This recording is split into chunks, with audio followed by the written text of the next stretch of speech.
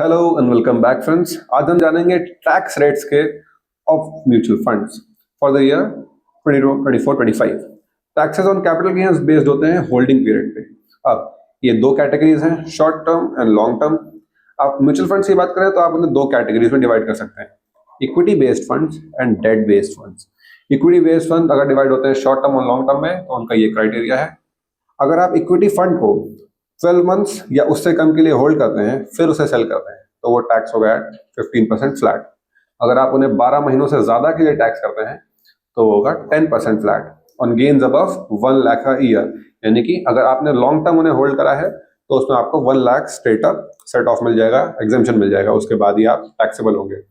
वहीं date funds की अगर बात करें तो आप शॉर्ट टर्म रहते हैं फॉर 36 मंथ यानी कि 3 years.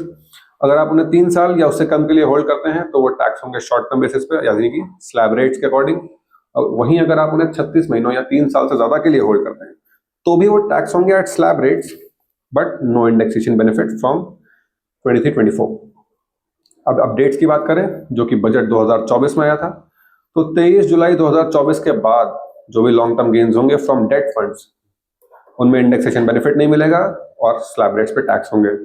Tax on dividends from mutual fund की बात करें, अगर म्यूचुअल फंड से आपको कोई डिविडेंड मिल रहा है तो वो आपकी टोटल इनकम में ऐड हो जाएगा और स्लैब रेट्स पे टैक्स किया जाएगा।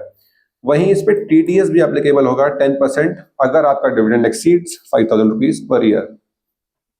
ELSS फंड्स की अगर बात करें, the tax saver section 80C, तो इक्विटी लिंक सेविंग स्कीम में अगर आपका इन्वेस्टमेंट है तो उसमें आप स्टिल क्लेम कर सकते हैं 1.5 lakh deduction under 80C, lock in period 3 years का। ऐसे ही और इन्फॉर्मेटिव वीडियोस के लिए हमारे साथ बने रहिए विद एडवाइस ब्रेन। सब्सक्राइब करना और लाइक करना ना भूलें। Thank you.